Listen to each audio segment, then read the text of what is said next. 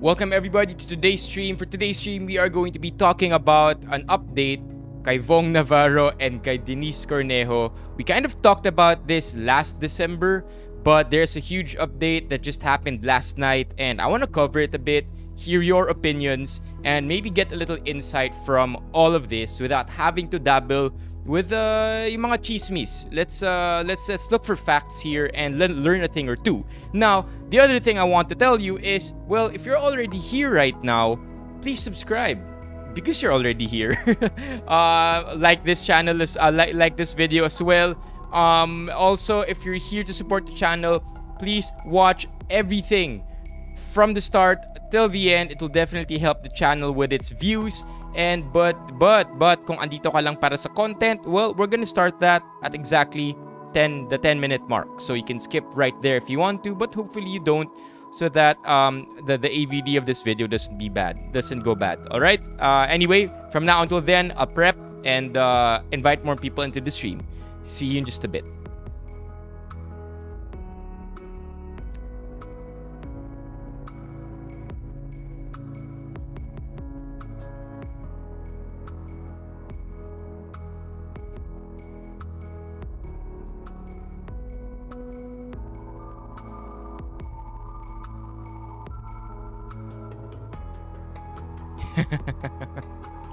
Jax live nga to eh.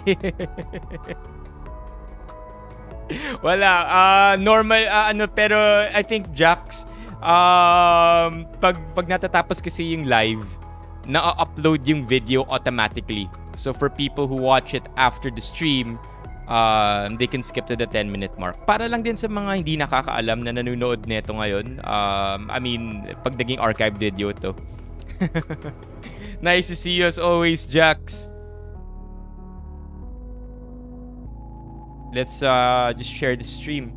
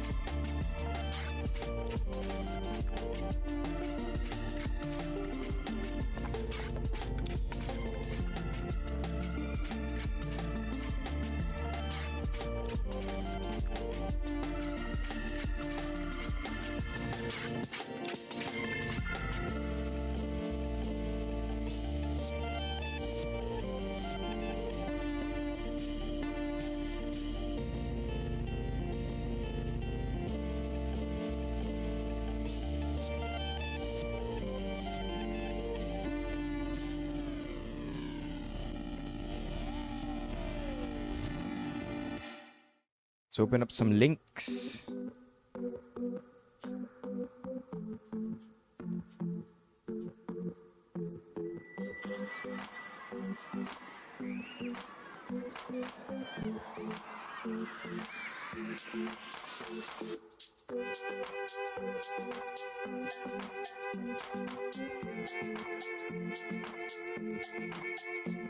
Three more minutes before we start our stream.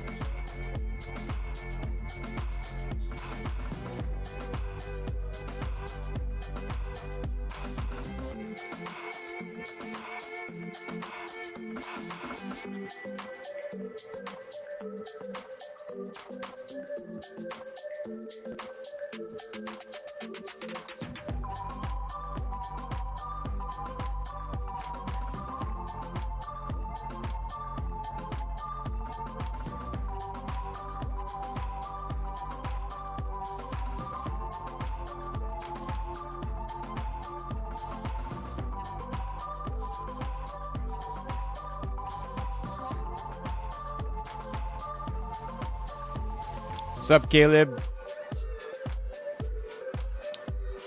1 minute till we start our stream.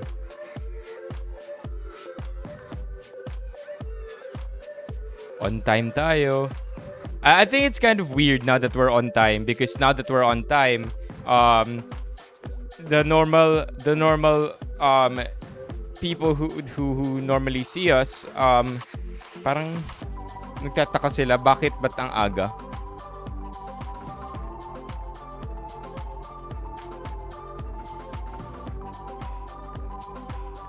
Parang on time pero hindi ina-expect ng iba.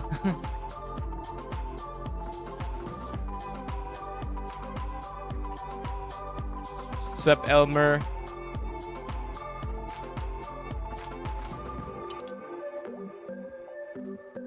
Yan ang ayaw magpamigay ng GCash.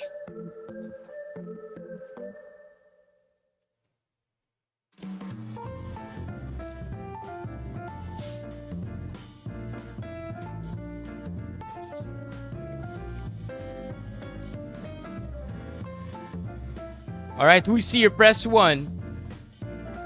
Okay naman. Okay naman ako. Oh my Taiki. Kompleto naman ang tulog. Yeah, we're a couple here, so I wonder who else is here. Anyway, alright, let's start this stream. Welcome everybody to today's stream. Like I mentioned at the beginning of this stream, maybe you skipped it, or maybe you're here just now. Pag-uusapan natin today yung update kay Vhong Navarro and kay Deniece Cornejo. Now, the news just broke last night at around dinner time, 6-ish, I think, if I'm not mistaken.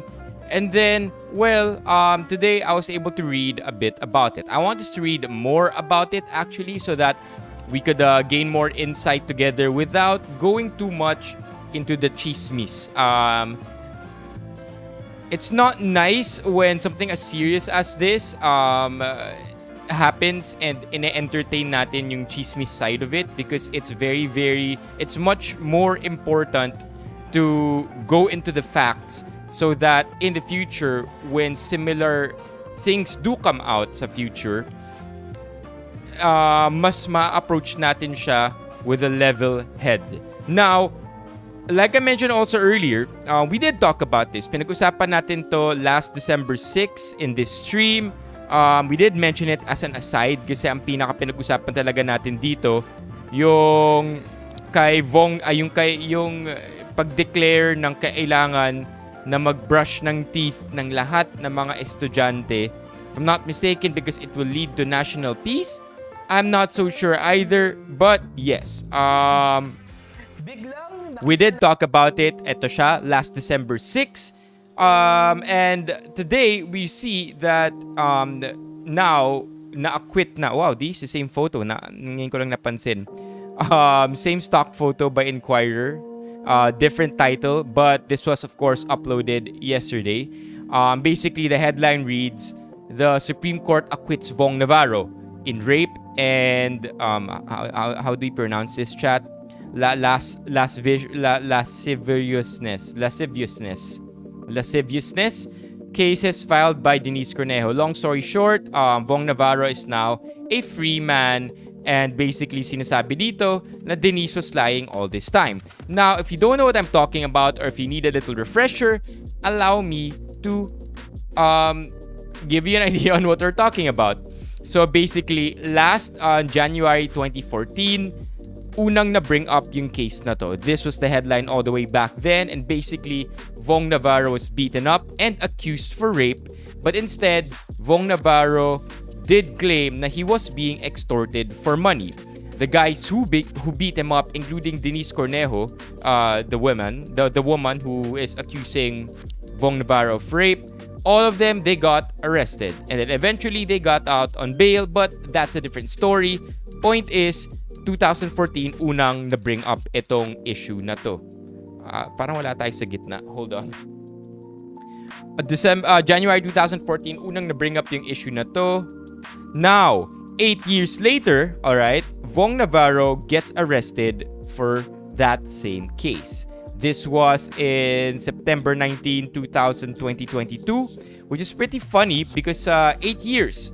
Long story short, I guess, if I'm not mistaken, sina Deniece Cornejo and gang or guys ended up appealing the case. Wow, it's still the same photo. I can't believe it. They appealed and basically got Vhong Navarro arrested 8 years later. Now, what happened from here? Well, Vhong Navarro posted bail, if I'm not mistaken, for 1 million pesos. Which is why this, tama. Finally, they used a different photo. 3 months later, from the time he got arrested, walks free for posting a 1 million peso bail. So that's Vhong Navarro over here. And that is the short story of how everything happened in the last 8 years. And that leads us to today's topic, which is na-acquit nga si Vhong Navarro. Now, I'll zoom this one in for you. Basically, this is the point here. Why was he free after this roller coaster of him getting into trouble in 2014, and then all of a sudden in 2022 na-aresto pa siya for something that happened 8 years earlier? Bakit siya na-acquit ng Supreme Court? And basically over here it says na the High Court reinstated the findings of the DOJ panel of prosecutors who dismissed Cornejo's complaints due to glaring and manifest inconsistencies. So that's basically it. Yung inconsistencies, I wouldn't want to say basically it, but I would suppose na isa sa pinakamalaking rason kung bakit na-acquit si Vhong Navarro is because of the inconsistencies across her statements, which we will be reading more about in just a bit. Here, the prosecutor had reasons to doubt the veracity of Cornejo's accusations, as the glaring and manifest inconsistencies pointed out in her complaints are readily discernible by common sense without need of rigorous examination or an expertise of a trial court judge for such purpose. The Supreme Court said inconsistencies in Cornejo's allegations are not trivial, minor, inconsequential. So mapapaisip tayo, di ba? What if kaya lang nag-iiba yung inconsistencies na yun? Or what if kaya lang may inconsistencies sa statements ni Deniece Cornejo is because Well, it's been a long time. 8 years ago, so malamang yung memory mo, hindi yan perfect. So every so often magkakamali ka, especially across the 8 years where you give your statements throughout. Now, the problem there is, tiningnan na rin yun ng Supreme Court, and yun na nga, sinabi nila, hindi siya trivial, minor, or inconsequential.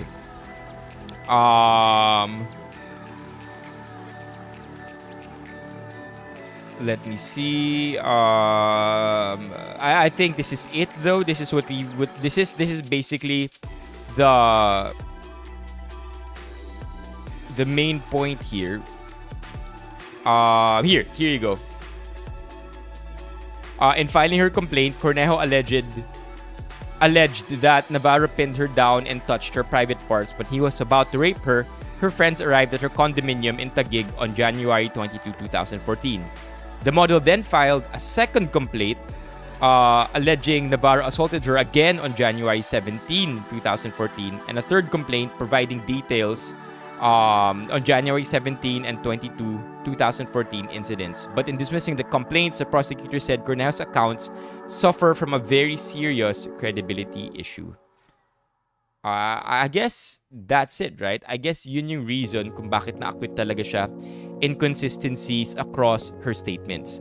Now, I have it over here, all the way, of course, front page of the internet, Reddit.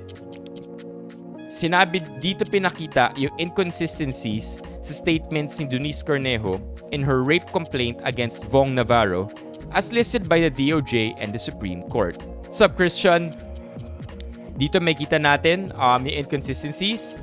I suppose we can read a few of them. The first complaint, January 29, 2014, Navarro poured himself some wine and offered her a drink. She respectfully declined, telling him that they should wait for her friend. A month later, for her second complaint, sabi niya, Navarro poured some wine for himself and offered her a drink, which she declined. But then, the third complaint, nakalagay dito, she took a sip from the glass of wine he offered. After a while, she felt dizzy and found it difficult to move. So a year later, basically, nag-iba yung sinabi niya. I keep saying basically. Nag-iba yung sinabi niya. First two statements, no drink. Third statement, biglang uminom pala siya and she felt dizzy.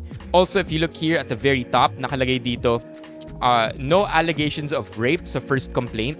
Pero sa second and third complaint, may allegations na of rape. When I look at it now, by the way, I don't want to side against what the SC ruled. Pero it does seem like, 'di ba, parami yung details na lumalabas kasi probably nahihiya sa pagkatao niya or doesn't really want to declare everything. But again, the SC did rule this out already and said na masyadong glaring and hindi lang trivial yung inconsistencies. So I'm glad they clarified that because at first, yun yung una kong nakita. Paring Ray, Renly. And then here, more inconsistencies. First statement, Navarro conceded and left her unit. Second, he became aggressive. Third, feeling nauseous and weak na siya. Again, allegations of rape, no allegations of rape, and allegations of attempted rape. Nag-iba na naman. We have, how many do we have here? 3. Okay, we can read all of these. Let's see. She kept on kicking, shouting. She tried to resist during the first complaints. Third complaint, it seems as though all of a sudden pushed her to the living area and immediately pressed the entire body of his weight on top of her. I'm not so sure what the inconsistency is there. I have to read everything, but we have a fourth page for that. Anyway, the inconsistencies are here. And if you do want to check it out, these are public documents. You can even check out the Reddit thread over here. Sinasabi lang na maraming ang inconsistencies. Now, I do want to look at what people have to say about this, especially the internet. because it is very serious. And finally, nalagyan na ng katapusan itong issue na to. And it's now done, right? We have something here. As regards with the incident of January 17, Cornejo alleged in her first complaint that nothing happened. This is contrary to her allegations in her second... This is the summary, alright? I'm all for it. May summary tayo. As regards to this, Cornejo alleged in her first complaint that nothing happened between her and Navarro. This is contrary to her allegations in her second and third complaints that Navarro had indeed raped her. In her first and second complaints, Cornejo maintained that she did not take a sip from the glass of wine offered by Navarro, which she contradicted in her third complaint. Here you go. Now we don't have to do the entire table thing where we have to compare it and create stories in our head and infer. At least ito nakikita natin yung summary na. Notably, Cornejo changed her theory. First, she alleged that she was... Oh my God, ang haba pala na ito. Not raped. Second, she averred that Navarro raped her and she was struggling to stop his advances. But he still managed to force his penis into her mouth. She tried her best to free herself from his clutches to no avail. This theory suggests overt physical altercation between Navarro and Cornejo. Third, she stated that Navarro raped her and she tried to resist, but she became dizzy, felt her head spinning, and a hard time moving. She then wondered why she felt that way, considering that she only took a sip from the glass of wine offered by Navarro. Again, if you want to read all of this, feel free to do so. It's on Reddit and the documents are public, so pwede nyo siyang basahin. But the point is that iba-iba ang statements niya. Of course, we do have to maintain our stance, and our stance is that we are with the law here. Sinabi na mismo ng Supreme Court na innocent si Navarro, so we'll stick to that. And that is exactly what the first commenter is trying to say. Diba? That one, I am not so sure, Ron. Sa nabasa kong article, walang sinabi about the illegal detention kung tuloy pa rin yun. But as far as rape and lasciviousness.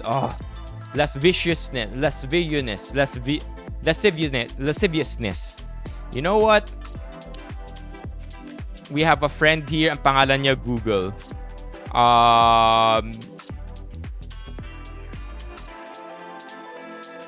Alright, here we go. Our friend Google, please help us. American pronunciation similar.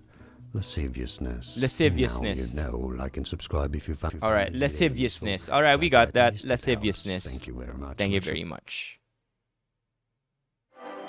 Pero yun lang yung na-acquit sa kanya. Lasciviousness. In this article. Not sure about the illegal detention part. I'm sure we'll read more about that in the next few days. Some of the comments here. Yeah, so let's be done with this as well. Innocent until proven guilty is the natural stance we should all take. And now the stance that I hope we do have is that acquitted and innocent si Vhong Navarro. I did mention in the last stream that we do not have enough information yet. I think if I'm not mistaken, sinabi ko in the last stream na it's hard for me to make a stance even though there's a whirlwind of events during the last 8 years. Parang ang hirap mag-side on either of the two. Of course, dapat innocent until proven guilty si Vhong. But I didn't want to say, okay, definitely by the looks of this, guilty si Vhong or guilty si Deniece or talagang may nangyari kay Deniece. I didn't want to make that kind of opinion because I didn't think it was valid at that moment. But yeah, I was also hoping that justice got served. And justice did get served. What else do people have to say? Rapists will never gain my sympathy, but women who use their privilege to take advantage and plant false accusations for money or for whatever they hope to get with it are just plain right disgusting and deserve the same punishment. might get downvoted. Okay. This one is very insightful because this is basically what what I thought in the beginning, na baka kinakabahan lang siya. 'Di ba? Baka kinakabahan lang siya. Baka mas marami lang siyang naalala over time. But basically, same statement here might get downvoted, but minsan just because nag-iba ng statement ng konti doesn't mean that she's guilty. Baka panic or whatever in the moment na kinukuhanan ng statement. Hindi siya dapat sole basis, parang witness din. Hindi dapat witnessing sole basis ng kaso. Dapat may ibang evidence. Human memory is fallible. Di ko nga naalala ano kinain ko last week. So eto na. Deniece is not the one to be tried. It is Vhong. Guilt beyond reasonable doubt cannot be established if the statements contradict each other completely. Imagine imprisoning a person on the ground that he could have either committed or did not commit the crime. Yeah, I think that makes a lot of sense. Basically, sinasabi dito ni OP na hindi pwedeng sabihan ng guilty si Vhong Navarro dahil yung mismong statements ng nag-a-accuse sa kanya nagko-contradict. So imagine if nakulong si Vhong Navarro or nag-akusa siya ang conclusion is that guilty siya based on the premise na pwedeng oo, pwedeng hindi nangyari. So yeah, guilty, innocent until proven guilty talaga dapat. That is true, Ron. And yun na nga nabanggit din naman kanina na although contradicting yung statements, and pwedeng maging natural human error lang ito, sinabi mismo ng Supreme Court na hindi naman trivial lang yung mga inconsistencies Talagang may mali sa inconsistencies. Ito, the inconsistency is glaring and not just nag-iba ng konti. On the first and second statement, she refused to drink. Sa third, she drank a bit and became dizzy and cannot move. I would say that is very that's something that's hard to forget. 'Di ba? If you actually there's nothing to hide if you drank alcohol. If you drank alcohol or if you drank a bit, so dapat sa first and second statement mo pa lang nakalagay na 'yon. But then to say this in the third statement, according to Avocadong Hilaw, pwedeng questionable nga 'yon. Sup Jordan TV?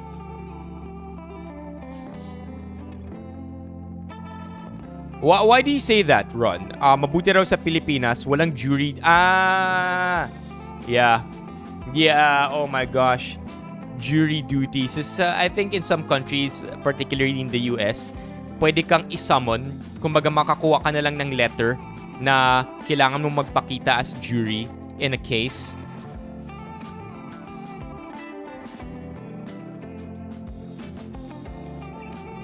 Tara, paring Ray, let's try to expound on this. No, ano naman tayo We're all trying to study more about this or trying to learn more insight. If it's all planned, BS, naglalandian pa nga sila ni Lee on their way down sa elevator, happy, while Vhong is held ng mga kasama nila, bruised and bleeding. Actually, that was the thing. Cornejo revealed more on second and third filing, giving the impression na dinagdagan and iniba yung story to make it more convenient when it's common na she could have forgotten aspect of it as time passes. Also, di ba niya pinag-isipan at diniscuss with counsel yan? If you happen to read the entire thing, 3 separate panels on different cities have dismissed the case and even filed charges against Deniece.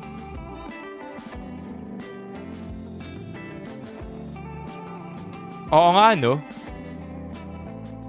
So, dapat mas common na nakakalimot kaysa sa nagdadagdag. That could be either or, but more like yun na nga, dinagdagan and iniba yung story is the focus here. Ano ang evidence other than witnesses? The reason rape cases are primarily based on witnesses, where and how else would you use? Preserving sperm or bodily fluids without a rape kit is next to impossible, as this is the closest thing to physical evidence you will get in a rape case, and even that is not a sure thing.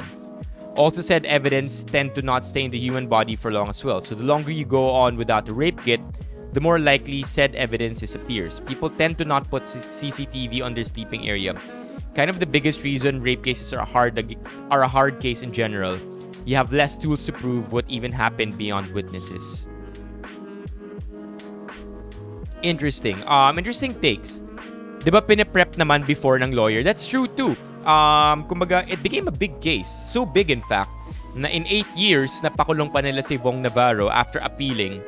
But yun na nga eh, what happened here? What happened in those 8 years? Bakit nag-iiba yung statements across those few months? Alright, next. I think the Deniece case is dubious since there is this inconsistency on her statement and the beating that Vhong received. Pero I still think Vhong is a piece of shit. May iba pa feeling ko na di lang din nag-file. The Kat Alano one. Wonder what happened to the cases that other girls filed. We did touch up on this very briefly in the last time we talked about this nung December of 2022 na may mga ibang rape cases si Vhong Navarro, but let's not stray too far away from the topic. The topic is this one with Deniece, and as far as this is concerned, crazy na umabot sa Supreme Court. It's done. Vhong Navarro in this case is actually not guilty. My Fardo died before she was able to receive justice, pero sobrang daming mga di nag-file ng case kasi napaka-hassle ng legal procedure dito. This is just he says, she says, but let's read it anyway with a grain of salt. I have worked in the showbiz industry briefly and I'm very close to people who have worked with him, kaya partially agree ako sa'yo. Feel ko Deniece exaggerated the events or mixed some true things with exaggerated things, kaya inconsistent, pero feel ko may nangyari talaga kasi di talaga mabuting tao si Vhong. Almost every attractive female crew member that has worked with him would probably attest to that. Source, trust me bro. So, take this with a grain of salt, chat. Paring Ray, Gina ba sa opinion? Nawa ako kay Kat Alano kasi there's this reason bakit siya talaga nag-iingay in all these years. Nakakaawang di niya madala sa korte dahil baka wala siya habol. Di naman siya pwede magsalita in public dahil lagot naman siya for libel.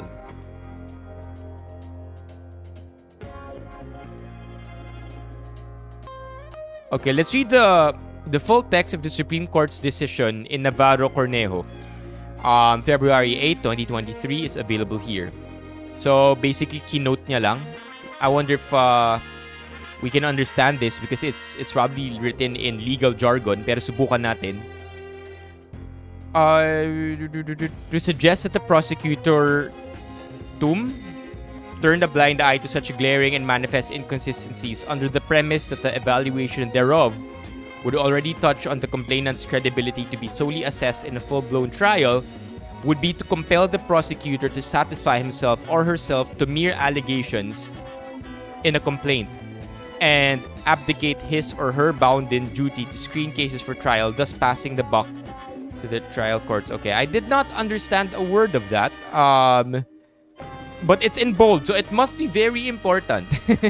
No amount of skillful or artful deportment, manner of speaking, or portrayal in subsequent court proceeding could supplant Cornejo's manifest inconsistent and highly deficient, doubtful, and unclear accounts of her supposed harrowing experience in the hands of Navarro. Hindi ko ganun ka maintindihan. Sounds like a terrible counsel. Imagine being given a second chance to state your case and still have glaring inconsistencies. Pwede, no? Terrible counsel. Assuming that everything is above board, this is probably a big hit on the law office and the lawyer who handled it. Oo nga. Sa mga mahilig sa mga law dyan, na mga TV series. Yeah, sobrang GG yung counsel ni Deniece Cornejo kasi medyo fail yung nangyari dito, no? Basta naniniwala ako na wala pang food panda dati pero si Vhong ay naghahatid na ng food. Oh my god. Okay, I think the lower we get here, the more it becomes memey already. No, he is. I had an ex working on a movie that this artist was a lead role in. One night, working late 3 a.m., he tried to force him onto her. Ex called at 4 a.m., we met at MOA and she wanted to resign. I'll admit that Deniece is dodgy, but this mofo is really a perv. You'll get people to come forward if you stop and listen to them. If that is true, the proper case should be filed by the proper party. Until then, these are unproven anecdotes and he enjoys the presumption of innocence like everyone should. Yeah, I think at the end of the day, dahil nga he says, she says to lahat and trust me bro yung mga source. Ano eh, to shit on Vhong Navarro for all these statements, although ang dami, would be to say na, you know, we don't deserve the same kind of freedom when it comes to innocence. Diba? The fact that we are enjoying our innocence right now and hindi tayo kinukulong dahil lang may nagalit sa atin at may nagsinungaling about us means that meron tayong right to being innocent until proven guilty. So may ganun, 'di ba? May ganun na angle where ang saya paniwalaan or pakinggan ng chismis about Vhong Navarro, especially kapag sunod-sunod or ang dami tas sunod-sunod yung anecdotes. But basically OP does have a good point. We all enjoy the same presumption of innocence. So yung mga ganitong kwento should indeed be taken to court para makita natin, 'di ba? Tough, especially since sobrang sabog ng legal system natin.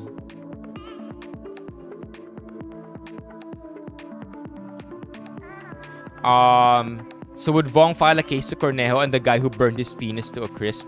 What? So ito na yung sagot, Ron. Serious illegal detention for ransom. What? Was this real? Damn. He actually did serious illegal detention for ransom.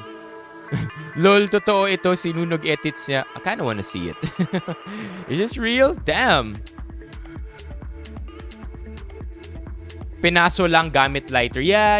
I think ano to. The comment above over-dramatized it maybe. Yeah. Alala ko binasa. Sinabi nga ito nung 2014 nung naglabas ng statement si Vhong Navarro. Parang sa naalala ko nga, ito nga yun, no, yung dala ka ng foods. Yeah, I do remember that. There are a lot of fake rape cases in the Philippines na para lang mamera, kasabwat ang arresting officer. Kaya nakakaumay sa Pinas kahit sa ang sulok may porma ng corruption. Eesh.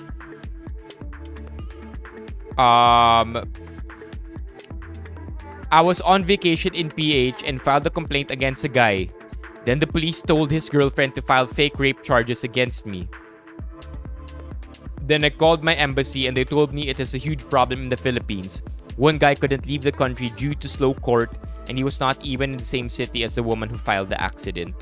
Maybe incident? Si Paring Ray. Feeling ko either sinusulat pa rin ni Paring Ray yung opinion niya or off-air na lang sasabihin ni Paring Ray. Tandaan nyo ang totoong kasalanan ni Vhong. May GF na siya nung pumunta siya sa condo ni Cornejo. Cheater pa rin siya. Yan ang fact na hindi madidismiss. It's irrelevant to the case, of course. But yeah, no to cheaters. Good boy gang over here. Yeah, it was memed already in 2014. Have to agree. Ito rin, no? Pati rin naman si Delima. That doesn't mean she deserves to be in jail. Napakalayo naman ng cheating sa rape.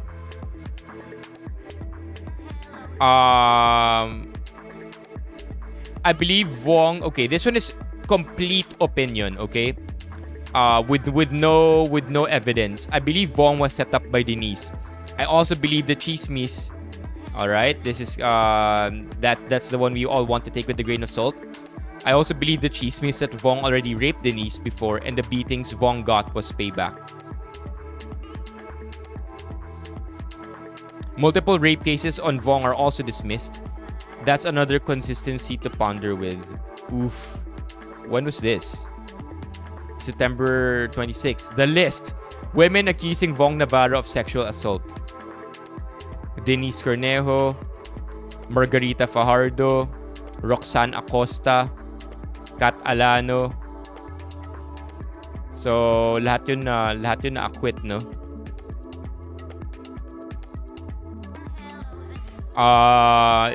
This does get a little iffy. Lakas ng kapit. Imagine why of all people si Vhong ang target ng rape accusation. Understandable pa kung isa lang yan, pero 2 is enough to tell something is wrong. Last statement here, I guess. All are equal under the law and all are always innocent until proven guilty. That is the law. If you want equal justice in this country, then everyone should stop prejudging others until everything is settled. And also, women or anyone who lies about serious things like rape should be charged as well. Make them pay for deceit. So what's to learn from this, right? After lahat ng binasa natin, mostly from the community, I think for one thing, we do want equal justice for everyone, and we do want justice to be served. And in this case, justice was served in favor of Vhong Navarro. Now, we want to stick to this case particularly, and as far as that goes, makikita naman natin na prove na innocent nga talaga siya. Now, all the other accusations, right? Am I saying they're true? Well, no, because we do want to stick to the presumption nga na lahat tayo innocent until proven guilty, and that kung may mga ganitong kwento about somebody or specifically about Vhong, dapat idala yan sa korte or idala sa proper parties, just like what OP in this thread said. Now, are we just gonna ignore the fact na ang dami niyang rape accusations na lahat apparently acquitted or hindi siya guilty? That one we should also take with a grain of salt, and see it for what it is, right? A series of rape cases filed against an individual. Questionable for sure, but if each rape case was acquitted, well, what does that say, right? We want to stick to the law. We want to side with the law over here. We want to side with justice. And as far as those are all concerned, guilt-free or not guilty si Vhong Navarro. That's it. I really think that's it. Hopefully we learn more about these things in the coming days. Maybe more news about it will pop up. Maybe we'll get better information about this. Maybe someone will have better feedback. I'm just a casual person who likes reading on these things. Maybe someone with more experience can shine more light on this issue. Diba? No to cheaters talaga tayo. And of course, we're all for the memes. So maybe we see memes in the next few days. We can make fun of this. Yeah, don't forget to leave a like. Subscribe if you can. And also, thank you for this stream. I'll be going over to Kumu at in about 45 minutes. Mga 8:30 siguro tayo magla-live. We will be campaigning tonight. I hope to catch you there. For now, this is where the stream ends. I'm happy to see Renly, Ron, Paring Ray, Jordan, Caleb, Christian, Jax even. Ang namimiss natin ngayon si Paolo. Hopefully tomorrow, something interesting comes up. And we get to talk about it some more. For now, this is where the stream ends. Have a great evening, everybody. See you tomorrow. Bye-bye. Bye, Renly. Bye, Caleb. Bye, Ron. Paring Ray.